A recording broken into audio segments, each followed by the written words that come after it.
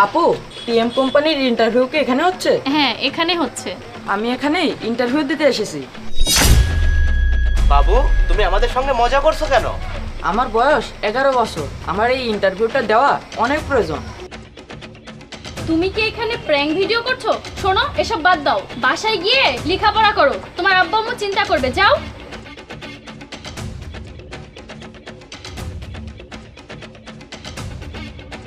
Hello, গেটে এসব কি হচ্ছে? স্যার, একটা ছোট বাচ্চা জবের জন্য ইন্টারভিউ দিতে এসেছে। কি বাচ্চা ইন্টারভিউ দিতে এসেছে? আচ্ছা ঠিক আছে, তুমি একটা কাজ করো, ওদের তিনজনকে এই ভিতরে পাঠিয়ে দাও। ঠিক আছে স্যার, আমি ম্যানেজারকে বলছি। এখানে ইন্টারভিউ দিতে কে কে এসেছে? স্যার আমি। স্যার আমিও এসেছি। ওকে গাইস, বস আপনাদের তিনজনকে ভিতরে যেতে বলেছে। চলুন, আপনারা তিনজন আমার সাথে চলুন। জি। বাবু, আগে তুমি আসো।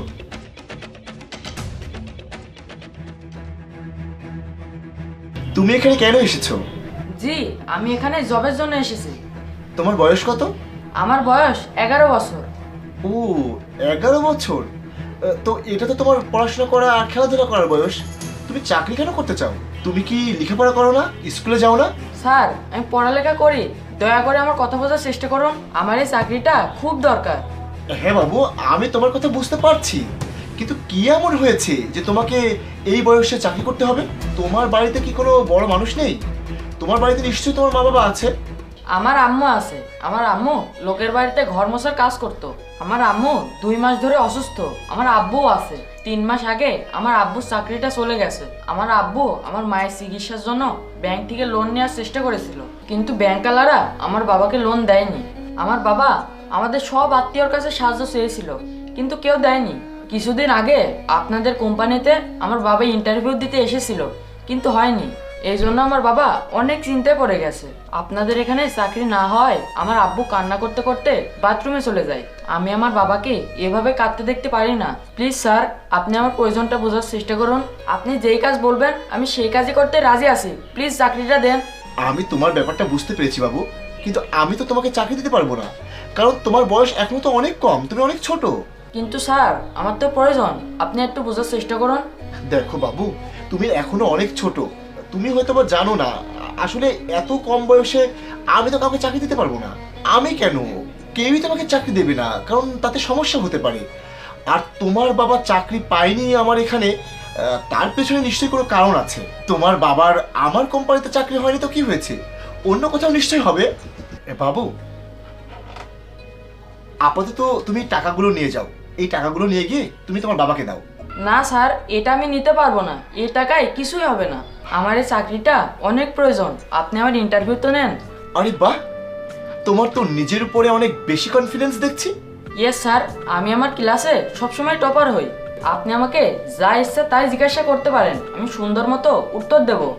আচ্ছা ঠিক আছে, আমি তোমার স্যাটিসফ্যাকশনের জন্য কিছু বলতে চাচ্ছি, আর তুমি যদি আমার প্রশ্নের ঠিকঠাক উত্তর দিতে পারো তাহলে আমি পরে ভেবে দেখব। Okay sir.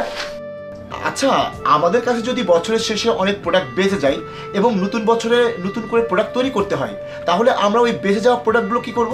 আমরা ওই বেঁচে যাওয়া জিনিসগুলো অর্ধেক দামে বেচে দেবো।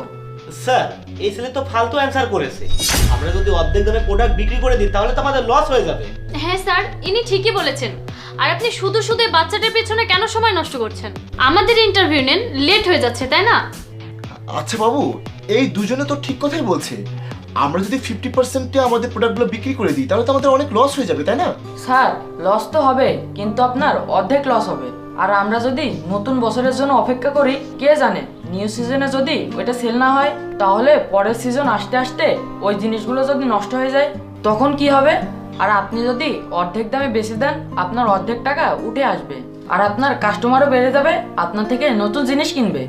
আরে বাহ বাবা, তুমি তো অনেক জিনিয়াস। তুমি তো খুব ভালো কথা বলেছো, আমি তো ভাবতেই পারছি না। আর আপনারা দুজন কি বলছিলেন যে এই বাচ্চা ভুলভাল উত্তর দেবে, আমাদের সময় নষ্ট করবে, কিন্তু ও তো ঠিক কথাই বলছে। আপনাদের দুজনের হিসেবে তো আমাদের পুরো লস হয়ে যাবে। এই বাচ্চাটা যে আইডিয়া দিয়েছে তাতে আমাদের কমপক্ষে কষ্টটা তো উঠে আসবে। শুনুন, আমাদের গার্মেন্টস ব্যবসা, প্রতি বছরই নতুন নতুন ফ্যাশন আসে। হ্যাঁ স্যার, আমি মানছি এই বাচ্চা সঠিক উত্তর দিয়েছে, কিন্তু এমনও তো হতে পারে ওর বাবা ওকে নলেজ দিয়ে রেখেছে। জি স্যার, আমরা দুজন একদম ঠিক বলছি। স্যার, বাচ্চাটা সঠিক জবাব দিয়েছে তার মানে এই না যে আপনি বাচ্চাটাকে চাকরি দেবেন। এইসব চাকরি তো আমাদের মতো মানুষরা করবে যারা শিক্ষিত, পড়াশোনা করেছে অনেক দূর, যাদের কাছে এক্সপিরিয়েন্স আছে। এই বাচ্চাটা ছোট একটা প্রশ্নের অ্যান্সার করেছে, তার মানে আপনি তো একে চাকরি দিতে পারেন না। জি স্যার, আমরা দুজন একদম ঠিক বলেছি। আরে আমি তো একবারও বলিনি যে আমি চাকরিটা এই বাচ্চাকে দেবো, কারণ ওর মাত্র 11 বছর বয়স। কারণ কম বয়সের কাউকে আমরা চাকরিতে রাখতে পারি না।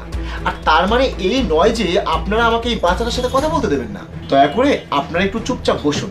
জি স্যার। জি স্যার।